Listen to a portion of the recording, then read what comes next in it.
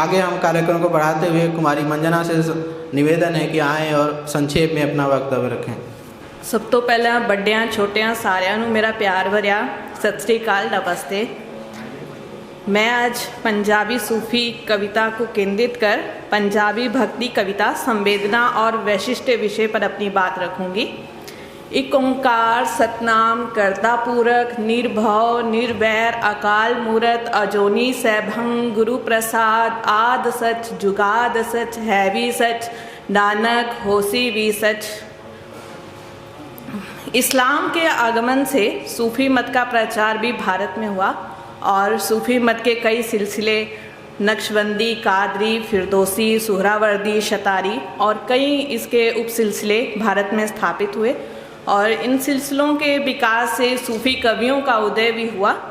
भारत के उत्तर पश्चिमी प्रांत यानी कि पंजाब में सूफ़ी कवियों की लंबी परंपरा है, जिनका साहित्य सिंधी और पंजाबी दोनों भाषाओं में मिलता है। एक कवि वे हैं जिन्होंने अपनी कविता को दोहों, काफियों, सिरफियों, अठवारों आदि में लिखा।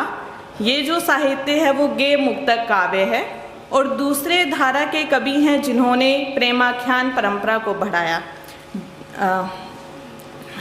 जो सूफ़ी कवि हैं जिन्होंने गे मुक्त काव्य लिखा, उनमें नाम है बाबा फरीद, शाह हुसैन, सुल्तान बाहू, शाह सरफ, अली हैदर, बुल्ले शाह, फरद फ़कीर, सैयद बारिश शाह, हासिम शाह, सचल आदि।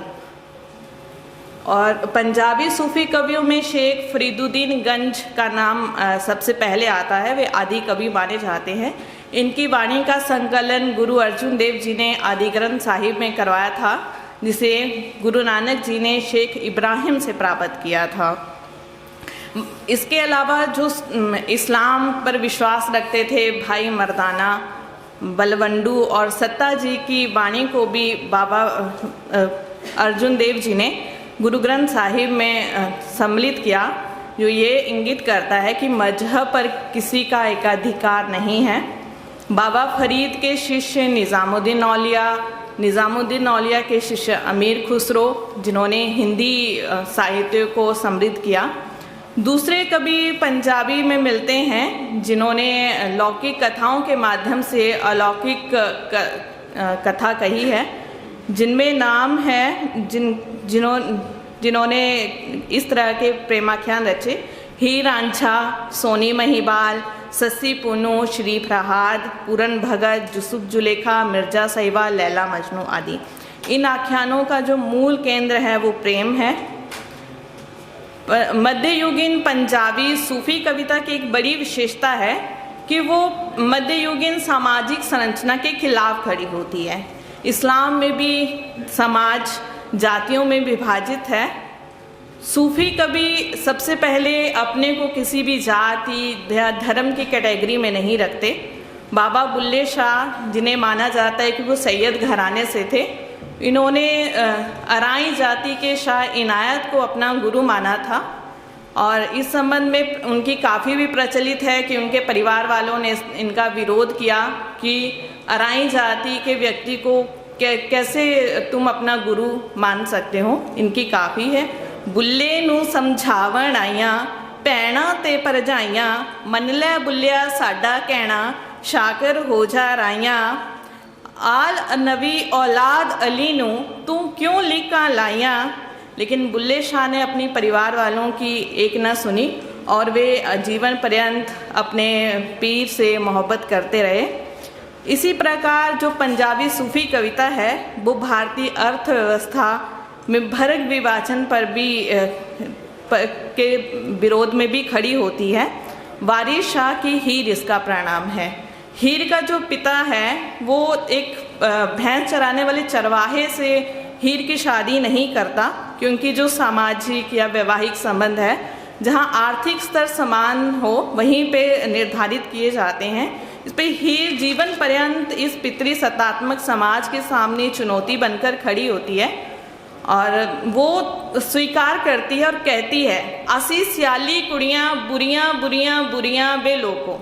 उसे स्वीकार है कि वो बुरी है, उसको लोग कहें कि वो बुरी है, खराब है, उसे स्वीकार है, लेकिन इस पितृसत्तात्मक समाज को सहजता से अपना लेना उसे स्वीकृत नहीं है। इन कवियों की एक बड़ी विशेषता ये है कि इन्होंने स्त्रियों के प्रति हमदर्दी दिखाई है और उनसे उनके सुख दुख से वे वाकिफ़ थे। बुल्ले शाह हों, चाहे बाबा फरीद हों, वारिस शाह हों, इन सभी ने स्त्रियों के सुख दुख को अपनी कविता में उकेरा है। बुल्ले शाह के संबंध में विनोद शाही लिखते हैं, बुल्ले शाह का इश्क पितृसत्ता के अंतर विरोधों से जूझता टकराता मानव सभ्यता के समाज के सभ्यता मूलक इतिहास के मातृसत्ता वाले दौर के बुनियादी रूपों को फिर से जीने लायक बनाने की हद तक गहराता है। बुल्ले शाह स्वयं कंजरी यानी कि वैश्या बनकर उन्होंने अपना ताना बाना एक स्त्री की तरह अपना लिया था। कपड़े, परांदा और घुंघरू पहन के वो अपने पीर के सामने नाचे थे। इसके संबंध में काफ़ी है, तेरे इश्क नचाया करके थैया थैया छेती मोड़ी वे तबीबा नीते मैं मर गईयाँ। वे जीवन पर्यंत इन्होंने घुंघरू नाचना सीखने के लिए वे वैश्याओं के साथ भी रहे थे। उसी तरह वारिस शाह ने हीर रांझे की प्रेम कथा को हीर रांझा शीर्षक की बजाय हीर के नाम से लिखा और हीर के रुतबे को उन्होंने ऊपर उठा दिया। हीर के हृदय पक्ष को ऐसे लिखा है जैसे कि उनका अपना हृदय हो व्यक्त किया जा रहा हो। अमृता प्रीतम ने 1947 के हालात को देखकर वारिस शाह को याद करते हुए लिखा था, अज आखां वारिस शाह नूं, अज आखां वारिस शाह नूं कि तो कबरां विचों बोल ते अज किताबे इश्क दा कोई अगला बरका फोल।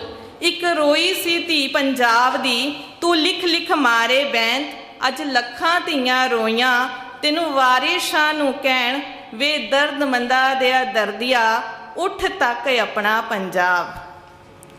इसी तरह आम जन के कष्टों को भी उन्होंने अपनी कविता में विषय बनाया। इन कवियों ने प्रेम को बहुत अधिक महत्व दिया। सबसे पहले इंसान का इंसान से प्रेम, और जो इंसान दूसरे इंसान से प्रेम करेगा वही खुदा से भी मोहब्बत कर पाएगा। इनके इश्क में विरह है और विरह इतना है कि उसको बयान नहीं कर पा रहे हैं। शाह हुसैन कहते हैं, माए नी मैं किनू आखां, हे मेरी माँ मैं किसे कहूँ दर्द बिछोड़े दा हाल, माए नी मैं किनू आखां, सूलां दी रोटी दुखां दा लाबण, आहीं दा बालण वाल नी, माए नी मैं किनू आखां। इसी तरह वारिस शाह ने हीर को जब शुरू किया तो पहला ही बैंत उनका है, अव्वल हमद खुदा दा विरद कीजे, इश्क कीता सुजगदा मूल मियाँ, पहला आप खुदा ने इश्क कीता, नबी रसूल मियाँ, माशूक हैं नबी रसूल मियाँ। अतः खुदा ने भी पहले सबसे पहले इश्क किया है और नबी जो हैं इनके माशूक हैं। इन्होंने पुरुष रूपी अल्लाह को स्वीकार किया है। ये अपने पीर के आशिक हैं और खुदा के भी आशिक हैं। शाह हुसैन का प्रेम माधोलाल से था और बुल्ले शाह ने तो घुंघरू बांध के अपने पीर को मनाया ही था। इन कवियों पर भारतीय योग परंपरा का प्रभाव है। मूर्ति पूजा, तीर्थाटन, वेद कुरान का विरोध है। हृदय पक्ष की पवित्रता, अहंकार के नाश, दुष्प्रवृत्तियों के विनाश को इन्होंने महत्वपूर्ण बताया है। बुल्ले शाह कहते हैं, मंदिर ढा दे मस्जिद ढा दे, तारे जो खुश रहंदा, एक बंदे दा दिल ना टामी, रब दिलां विच रहिंदा। इसलिए सूफी कवियों का प्रभाव हमारे क्रांतिकारियों पर भी पड़ा और आधुनिक कवियों पर भी है। भगत सिंह कहा जाता है कि हीर का गायन करते थे। शिव कुमार बटालवी ने जो नी माए में किन्नू आखां ये जो शैली अपनाई है वो शाह हुसैन से प्रभावित हैं। इनका एक ही मकसद था, समानता सद्भाव की बात करते हुए कल्याण करने की इच्छा रखी है। इसके इट खड़के दुक्कड़ बजे तत्ता होवे चुल्ला, आन फकीर ते खा खा जावन राजी होवे बुल्ला। बुल्ले की यही ख्वाहिश है कि उसके घर में फ़कीर आएँ, उन्हें खाना मिला और वो खुशी से लौट जाएं। शुक्रिया।